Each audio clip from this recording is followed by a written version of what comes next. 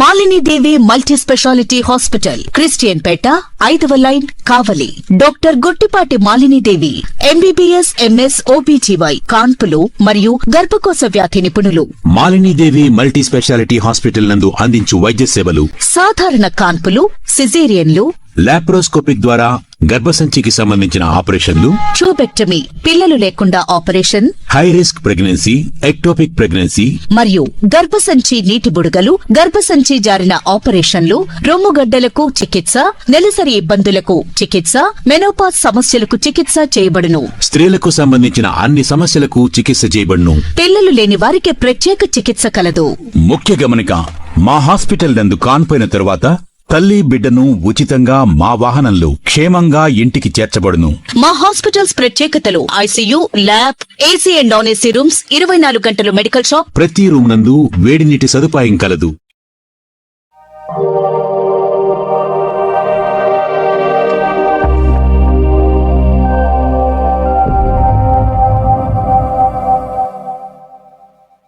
Welcome to CMD news. నా పేరు కామాక్షి. ముందుగా నేటి వార్తా విశేషాలు. సిద్దిపేట జిల్లా హుస్నాబాద్ పట్టణంలో మున్సిపల్ ఎన్నికలలో భాగంగా టీఆర్ఎస్ పార్టీ బలపరిచిన అభ్యర్థి మేకల శ్రీనివాస్ యాదవ్ 20వ వార్డులో ఇంటింటి ప్రచారం జోరుగా నిర్వహించారు. ఈ సందర్భంగా ఆయన మాట్లాడుతూ ఒక అవకాశం ఇచ్చి ఆశీర్వదించి తనను భారీ మెజార్టీతో గెలిపించాలని కోరారు. ఈ ప్రచారంలో మున్సిపల్ మాజీ చైర్మన్ సుద్దాల చంద్రయ్య, ఐలేని మల్లికార్జున్ రెడ్డి, వీరన్న యాదవ్, మాజీ ఎంపీపీ శ్రీకాంత్, గొర్ల వీరన్న యాదవ్ తదితరులు మద్దతు ప్రకటించారు.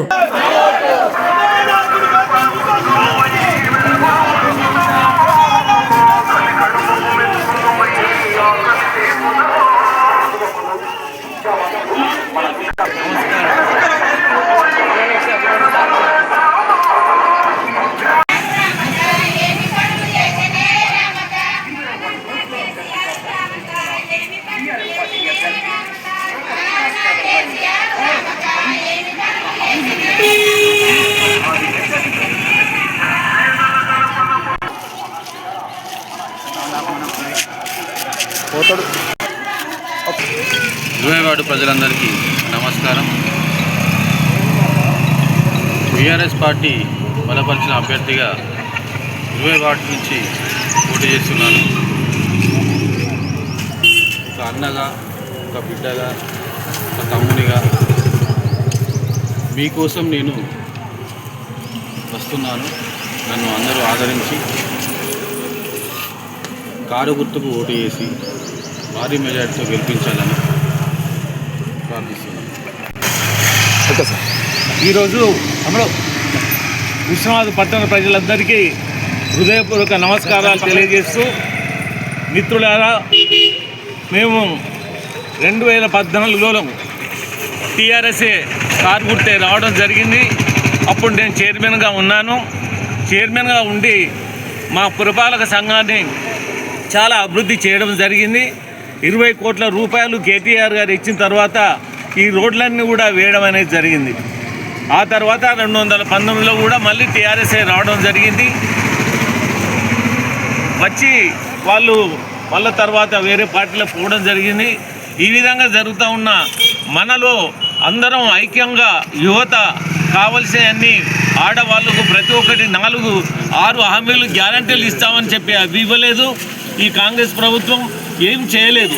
అందుకని మన మహిళలందరికీ కూడా స్కూటీ కానీ, డబ్బులు కానీ, తర్వాత 2500 కానీ ఇవన్నీ అడిగి తీసుకోవాలి. మనం ఈ పరిస్థితులలో మన వికాస్ యాదవ్ కనుక మనం ఓటు వేస్తే ఆయన మనకు అన్ని విధాలా సమకూరుస్తాడు. ఆయన తండ్రి కూడా ఉన్నాడు, మంచి ప్రొఫెసర్, మంచి మేధావి, చాలా గొప్పనైనటువంటి వ్యక్తి. ఆయనకు కూడా హుస్నాబాద్లో చాలా పట్టు ఉంది. ఆయనను చూసి వాళ్ళ కుటుంబం ఏ విధంగా ఉంటుందో ఇంతవరకు కూడా సంపాదించడం అనేది ఏం జరగలేదు. చాలా పేదవాళ్ళు. ఆ పేదవాళ్ళను కనుక మనం గెలిపిస్తే మనకు పేదవాళ్ళకు పనిచేయాలనే ఉద్దేశం వాళ్ళకు ఉంటుంది. కాబట్టి దయచేసి మీరందరూ కూడా కారు గుర్తుకు ఓటేసి అధిక మెజార్టీతోటి గెలిపించాలని, 20 వార్డులో వికాస్ యాదవ్ని గెలిపించాలని మిమ్మల్ని మనస్ఫూర్తిగా నమస్కరిస్తూ మీకు పాదాభివందనం చేస్తూ ఉన్నాను. జై తెలంగాణ. 20 వార్డు ప్రజాబంధువులకు, ముఖ్యంగా అమ్మలకు, అక్కలకు, అన్నలకు, తమ్ముళ్లకు, చెల్లెళ్లకు, యువతకు అదేవిధంగా విద్యార్థి మిత్రులందరికీ కూడా నమస్కారాలు. 20వ వార్డు కౌన్సిలర్గా బీఆర్ఎస్ పార్టీ అభ్యర్థిగా మేకల వికాస్ యాదవ్ అంటే మా పెద్ద కొడుకు పోటీ చేస్తున్నాడు.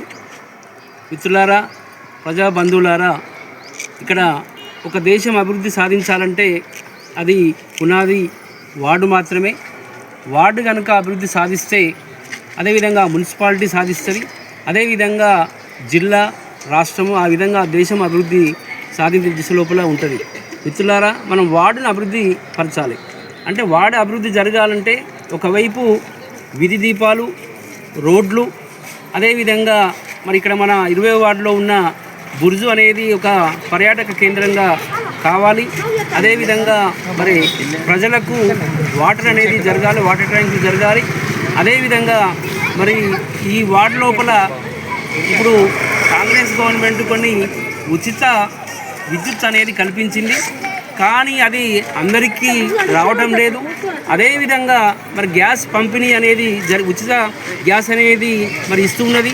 మరి ఆ గ్యాస్లో కూడా చాలామందికి డబ్బులు పడతలేవు. అదేవిధంగా ఇప్పుడు హుస్నాబాద్ మున్సిపాలిటీ లోపల అంటే ఆస్తి పన్ను అనేది ఒకప్పుడు 2 రూపాయలు ఉంటే ఇప్పుడు 4 రూపాయలు, అంటే డబుల్ అయింది. మరి సామాన్య జనం కట్టే పరిస్థితి ఉండదు. అదేవిధంగా ఇప్పుడు మిషన్ బై కానీ ఇప్పుడు మేము మొన్న మున్సిపల్కి పోతే 2020 సంవత్సరం నుంచి ఇప్పటి వరకు అంటే 6 సంవత్సరాలు నెలకు 100 చొప్పున 8,200 రూపాయలు. ఇది చాలా ఇబ్బందిగా ఉంటుంది సామాన్య ప్రజలకు. రేపు ఏ మున్సిపాలిటీకి ఏదైనా పని కావాలంటే వాళ్ళు తప్పనిసరిగా వాటర్ బిల్లు కట్టమంటారు. వాటర్ బిల్లు అంటే ఇప్పుడు 8,200 రూపాయలు కట్టాలంటే ఒక సామాన్యునికి రోజు కూలి పని చేసుకునే సామాన్యునికి ఎక్కడి నుంచి తెస్తాడు? ఇది మనం ఆలోచించాలి. అంటే మున్సిపాలిటీ లోపల ఒక యువకుడు, ఒక ఉద్యమ నేపథ్యం నుంచి వచ్చిన వ్యక్తి కనుక ఉంటే కొట్లాడి తగ్గించే విధంగా ఉంటుంది. అదేవిధంగా ఒక 50 సంవత్సరాలకు పైబడి ఉన్న వ్యక్తులు మాత్రం వాళ్ళు శ్రమించడానికి అవకాశం ఉండదు. అందుకే మిత్రులారా, ఒక యువకునికి, ఒక విద్యావంతునికి, అదేవిధంగా ఉద్యమ నేపథ్యం నుంచి వచ్చిన ఒక కుటుంబం నుంచి వచ్చిన వ్యక్తికి, అదేవిధంగా ఒక మన అలాంటి మధ్యతరగతి కుటుంబం నుంచి వచ్చిన వ్యక్తికి మీరు అవకాశం ఇస్తే మీకు నాయకుడిగా కాకుండా ఒక సేవకుడిగా ఉండే అవకాశం ఉంటుంది. అదేవిధంగా ఒక లిక్కర్ కింగ్కు ఒక సామాన్య వ్యక్తి మధ్య జరుగుతుంది ఇప్పుడు మున్సిపల్ కోరు. మరి లిక్కర్ కింగ్ని కనుక మీరు ఒకవేళ అవకాశం కనుక ఇస్తే మాత్రం రేపు 5 సంవత్సరాలు చీకటిమయమయ్యే అవకాశం ఉంటుంది. మిత్రులారా, ఒక యువకునికి ఇవ్వండి, ఒక సేవకునికి అవకాశం ఇస్తే రేపు 5 సంవత్సరాలు మీకు అందుబాటులో ఉంటాడు, మీ ఇంటి ముందు ఉంటాడు. మీకు ఏ పని కావాలన్నా అందుబాటులో ఉండి సేవ చేయడానికి అవకాశం ఉంటుంది. అందుకే వికాస్ను మీరు ఆదరించండి, హక్కును చేర్చుకోండి. ముఖ్యంగా మహిళలారా ఆలోచించండి. ఎందుకంటే మీరు కనుక ఒకవేళ పోనీ తీయని అని అనుకుంటే మాత్రం రేపు డబ్బున్నోడిగా అధికారం వస్తుంది. ఆ డబ్బున్నోడు మరీ సంపాదించే అవకాశం ఉంటుంది. అదేవిధంగా ఒక మధ్యతరగతి కుటుంబం కనుక అవకాశం ఇస్తే సేవకునిగా ఉంచే అవకాశం ఉంటుంది, సేవ చేసే అవకాశం ఉంటుంది. కాబట్టి వికాస్ యాదవ్కు అవకాశం ఇచ్చి మీరు కారు గుర్తు పైన ఓటు వేసి అత్యధిక భారీ మెజార్టీతో గెలిపించాలని మీ అందరినీ నేను కోరుకుంటున్నా. హుస్నాబాద్ మున్సిపాలిటీలోని 20వ వార్డులో బీఆర్ఎస్ పార్టీ అభ్యర్థి మేకల వికాస్ యాదవ్ గారిని గెలిపించాలని కోరుతూ ఈ రోజున ఎన్నికల ప్రచారం నిర్వహించడం జరుగుతుంది. మేకల వికాస్ యాదవ్ గారు స్థానికంగా ఉండి అనేక ప్రజా సమస్యల మీద పోరాటం చేసిన నాయకుడు, నిరంతరం ప్రజల కోసం ఆలోచించే నాయకుడు. దాదాపు 10 సంవత్సరాల్లో రాజకీయాల నుండి బీఆర్ఎస్ పార్టీ ప్రభుత్వం ఉన్నప్పుడు అభివృద్ధి కార్యక్రమాలు చేపట్టిన నాయకుడు. ఇప్పుడు కూడా బీఆర్ఎస్ పార్టీ అధికారం కోల్పోయిన తర్వాత కూడా భయపడకుండా 2 సంవత్సరాలుగా ప్రజా సమస్యలపై నిరంతరం పోరాటం చేసిన నాయకుడు. అట్లాంటి నాయకుడికి తప్పకుండా కారు గుర్తుపై ఓటేసి గెలిపించాలని చెప్పేసి 20వ వార్డు ప్రజలందరికీ విజ్ఞప్తి చేస్తున్నాం. ఎందుకోసం అంటే రాత్రి మౌలు పనిచేసే నాయకుడు ప్రజలు ఆదరించాల్సిన అవసరం ఉన్నది. ప్రజలు ఆదరిస్తే తప్పకుండా మీరు గెలిపించి ప్రజా సమస్యల పరిష్కారం కోసం కృషి చేసే నాయకుడిని ఆదరించాలి. ఏదైతే డబ్బు అదేవిధంగా అధికారం అని చెప్పేసి మాయమాటలతో చెప్పవాలని నమ్మకం చెప్పి మీకు విజ్ఞప్తి చేస్తున్నాం. అదేవిధంగా ఈ కాంగ్రెస్ పార్టీ నాయకులు కళ్ళపల్లి మాటలు చెప్పేసి ఓట్లు తడుకునే పడుతున్నది. అట్లాంటి మాటలు నమ్మకం చెప్పేసి మీ అందరికి విజ్ఞప్తి, కారు గుర్తుపై ఓటాలని చెప్పేసి మీ అందరికీ విజ్ఞప్తి చేస్తున్నాం. డివిజన్కి ఇక్కడ అబ్జర్వర్గా విచ్చేయడం జరిగింది. ఈ కార్యక్రమంలో వికాస్ యాదవ్కు టికెట్ ఇవ్వడానికి కృషి చేసినటువంటి పెద్దలు ఎక్స్ మున్సిపల్ చైర్మన్ గారికి, తర్వాత మల్లికార్జున్ గారికి, తర్వాత వీరికి ఎందుకు టికెట్ ఇప్పించారంటే వారికి ఆ కుటుంబానికి ఉద్యమ నేపథ్యం ఉంది. ఆ ఉద్యమ నేపథ్యం ప్రజల సేవల్లో భాగస్వామ్యం అవ్వడానికి ఉద్యమ నేపథ్యం నుండి వచ్చారు. తెలంగాణ రావడానికి ఆ కుటుంబం చాలా శ్రమించింది. జేఏసీ చైర్మన్గా పనిచేసిండు. వీరి నాన్న వికాస్ యాదవ్ గారి నాన్న మేకల వీరన్న యాదవ్ గారు. తర్వాత మనకు టికెట్ తెచ్చుకునే దాంట్లో అంత ప్రాధాన్యత ఉన్నప్పుడు మేము కూడా ఇక్కడికి విచ్చేసినాము. తర్వాత మేము 4 days నుంచి కూడా ఇక్కడ ఈ ప్రతి గల్లీ తిరగడం జరుగుతుంది. ప్రతి జాల కూడా మంచి స్పందన ఉంది. ఎందుకంటే పైసలకు పనికి దాని మీద ఫైట్ జరుగుతుంది. ఇక్కడ పని చేసే వాళ్ళు కావాలా, పైసలు పంచే వాళ్ళు కావాలనే దాని మీద ఉంది. ఇక్కడ ఉన్నటువంటి కాంగ్రెస్ నాయకులు ఎవరైతే ఉన్నారో ఏముందిలే 2 సంవత్సరాల క్రితం మనం వాగ్దానాలు చేసినాం, తులం బంగారం ఎగ్గొట్టినాం. ఇక్కడ మున్సిపల్గా ఉన్నటువంటి ఇక్కడ ఈ డివిజన్లో అంతకుముందు ఈ పని ఆ పని చేస్తామని చెప్పినాము 2 ఏళ్ల క్రితం కూడా. ఇప్పటివరకు ఏం చేయలేదు. ఏ చెప్పినా కూడా నడుస్తాయి మన మాటలని వాళ్ళు అనుకున్నారు. వాళ్ళు చేసే పనులు లేవు. తర్వాత ఇక్కడ వీరి మేకల వికాస్ యాదవ్ ఒక యువకుడు, యంగ్ డైనమిక్ లీడరు. ప్రతి గల్లీకి తెలంగాణ ఉద్యమంలో పాల్గొన్న వ్యక్తి. ప్రతి జాల పోయిన మంచి స్పందన ఉంది. ప్రతి ఇంటింటికి కూడా ఇంతకుముందు సంక్షేమ పథకాల్లో తను పాల్పంచుకున్నాడు. ఇగరా బాబు అంటే వచ్చేటట్టుగా ఉంటారు. మరి కాంగ్రెస్ నాయకులు ఏదైతే కల్లబొల్లి మాటలు చెప్పి ఇంతకుముందు 2 ఏళ్ళు ప్రభుత్వం వచ్చింది, 2 ఏళ్ళ అప్పుడు చెయ్యని కార్యక్రమం ఇప్పుడు మేము చేస్తా అంటే ఇన్ని రోజులు 2 ఏళ్ళకి వీళ్ళే ఉన్నారు కదా.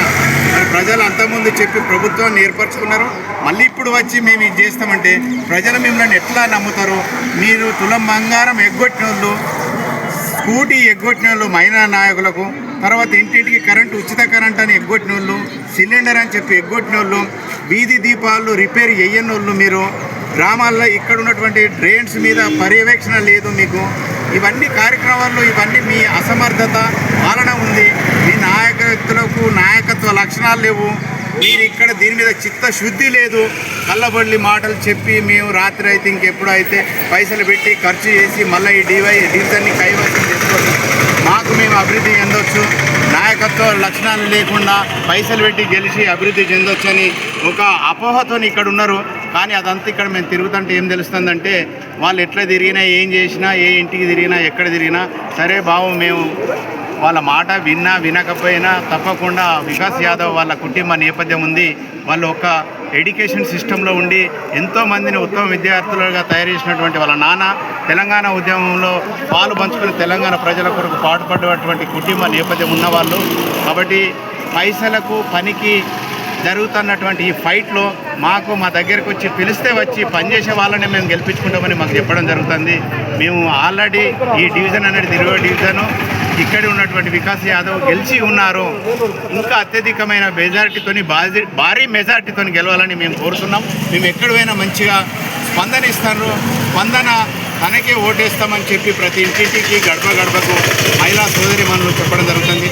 దయచేసి మేము ఏం కోరుతున్నామంటే ఇక్కడ డివిజన్ వాసులను మీరు అక్క చెల్లెళ్ళు, అన్నదమ్ములు, అమ్మా నాన్నలు, గౌరవనీయులు, విద్యావేత్తలు, సామాజిక స్పృహ ఉన్నవాళ్ళు, అంత ఎడ్యుకేటెడ్స్, బాగా అవగాహన ఉన్న వ్యక్తులు, ఇది అర్బన్ ఏరియా కాబట్టి అంతా చదువుకున్న వ్యక్తులే ఉంటారు. కానీ తప్పకుండా ఆలోచన చేసి ఆ విద్యాపరంగా ఉన్నటువంటి గొప్ప వ్యక్తులకు మీకు పని చేస్తాను ఇంటింటికి వచ్చే వ్యక్తులకు మీరు ఓటు వేసి గెలిపిస్తారని ఆకాంక్షిస్తున్నాం.